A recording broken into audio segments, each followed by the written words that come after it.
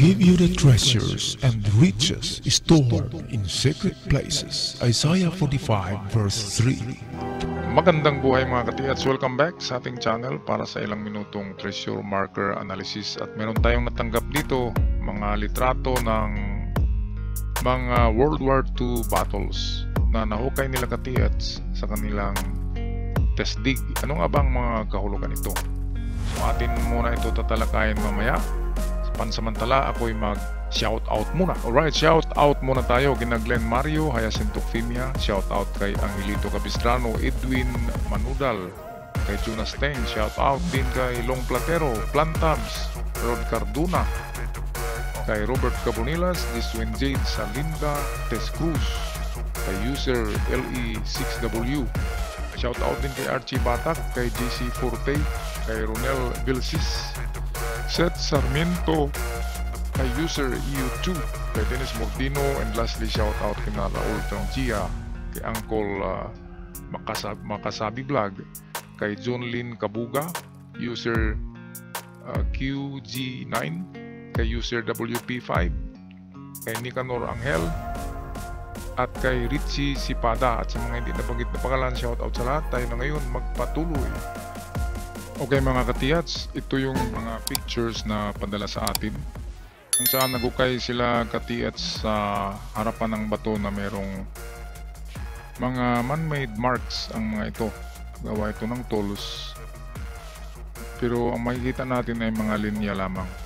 Ang sabi nila katiyats ay meron daw arrow dito, baka natabunan lang yung arrow, at ang arrow daw ay nagtuturo papunta dyan. Kaya dyan sila nagukay. Okay, at ang ibang picture nila dito ay na pinadala ay mga meron silang nahukay ng mga buti. Ang mga buti na yan, sa color at itsura pa lamang yan, yan ang mga World War battles. Ang mga butilya na yan ay beverages. Mga inumin yan na katulad ng beer or mga soft drinks o soda. At ang karamihan ng butilya na nahukay natin yan ay pagmamayari ng mga Amerikano. Okay, ang mga bote ay mayroong American brands katulad ng sikat na brand na Duraglass. Pero meron ding mga Japanese sake, yun naman ay kanji ang mga nakasulat sa bote. At kapag American letters and numbers ay American, yan ay gamit ng mga sundalong Amerikano na mga bote. Katulad naman na lamang nito, kung ito'y Japanese, dapat ang nakasulat yan ay numbers na kanji. Okay, so palagay ko ang bote na ito ay yan ay Duraglass bottle. Katulad to ng itong beer na ito ay gawa ng Duraglass. Ito yung puwitan ng beer na yun, at malalaman mo na Duraglass bottle siya kasi meron siyang mga ganito. Ito parang mga pimples. Yan. Meron akong nahawakan yan noon. Nakuha ng mga kasama ko ito. Kamay ko yan. Yan ang marka Duraglass bottle. At kapag Duraglass ay huwag na natin bigyan ng kahulugan ang mga marka dyan sa puwitan, kasi ang mga marka na yan, yan ang date manufactured, taon, at saka batch number at mold number ng bote. Ibig sabihin ang ginamit na hulmahan ay nakalagay din dyan ang numero. So yan, tandaan mga katiyats, kapag Duraglass, American drinks, American beverages yan. Ang laman yan ay beer or soft drinks. Pero yan pa rin ay nabilong sa World War II. Ginamit yan ng mga Amerikano noong World War II. At galing pa yan sa Amerika, dinala dito for refreshment ng American soldiers. Okay, at pwede rin na nakabili ang mga Hapon yan o nakaagaw sila at sila rin ang umiinom yan. Kaya nakukuha natin ang karamihan yan sa 2 meters deep. At kapag nakita natin yan sa lalim na 2 meters, ang ibig sabihin ay marker siya for buried treasures. Kasi kung ganito ang hukay ng mga Hapon noon, Okay, yan, lupa yan. Ito yung item. Ito yung binaon nila. And then kapag i-backfill na nila yan, so mapupuno na yan dyan ng lupa. Pagdating ng 2 meters na lang yung matira, ay itatapon nila yung mga buti dyan sa 2 meters deep. So mga buti ay narito. Yan ay isa na rin sa palatandaan nila na kapag babalik sila ay makikita nila itong mga buti dito. Kaya ang mga buti ay totoong markers for treasure din yan. At saka na yan nila tatabunan pag nandyan na yung mga buti na pinag-inuman nila, ay tatabunan nila yan muli. Okay, ayan, so gaganyan na yan. So nabaon na yung mga buti sa ilalim ng lupa. Pero kapag ang mga buti ay nakuha nyo lang sa ibabaw ng lupa, sa 2 dangkal na lalim, so hindi yan ibinaon. Yan ay tinapon lamang. At hindi yan marker for treasures. Mga katiyats, kapag nasa 1 dangkal lang na lalim ang buti, dapat kasi talaga yan ay ibinaon kasama sa pagbaon ng item. Okay, so ngayon bigyan na natin ng kahulugan ito muna.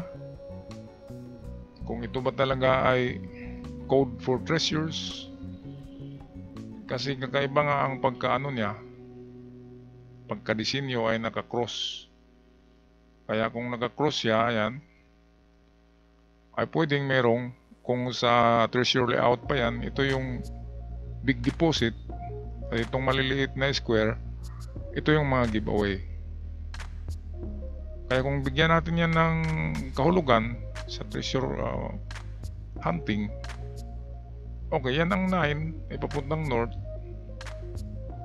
So pwedeng 9 meters yan papuntang north. Ito naman 47 papuntang east. At itong 87 naman ay papuntang south. So pwedeng meters or yards. At itong MG or big deposit ay wala siyang distansya. Okay, so parang ano lang tayo dito. Itong haka-haka lang ito.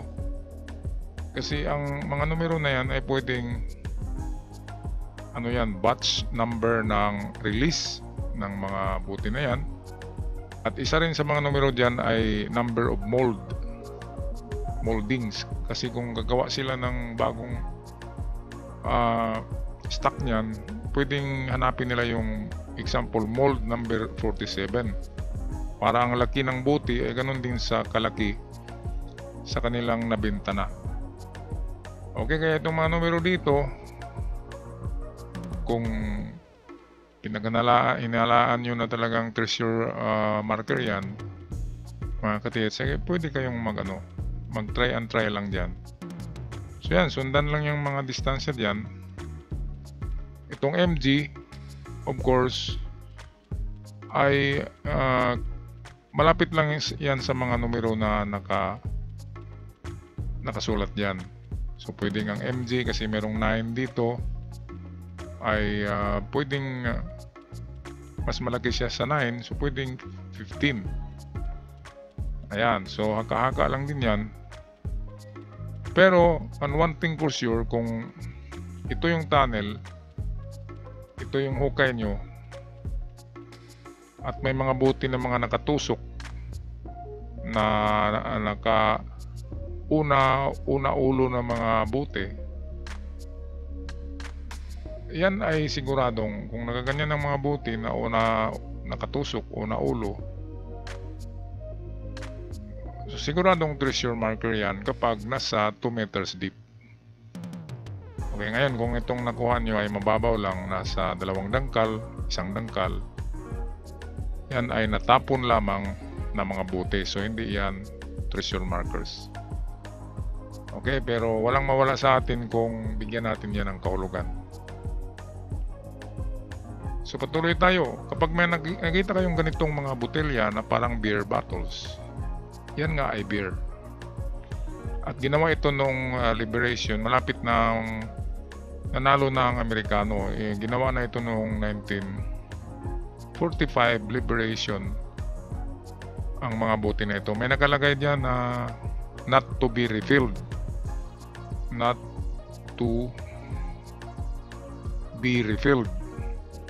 At sa kabila niyan ay mayroong marka na no deposit,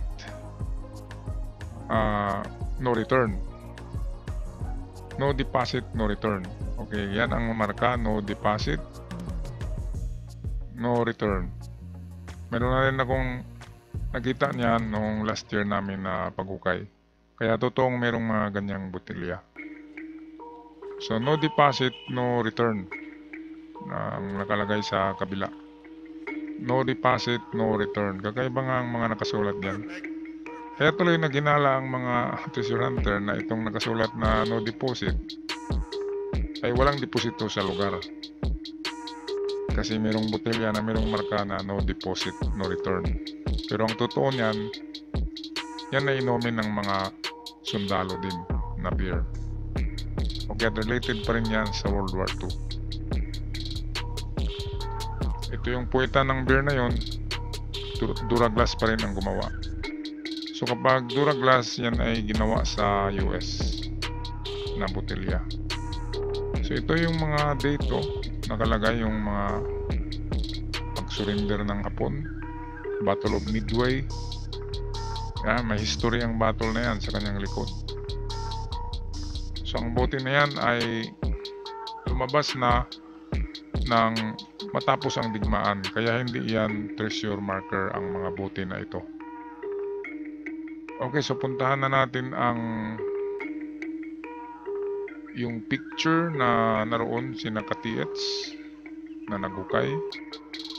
So ito yan. Okay. So ating close up.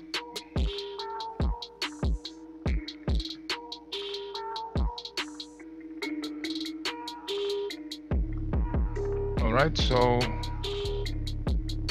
meron ngang ito, tool marks nga ito. Ito siguro yung sinasabi nila na arrow.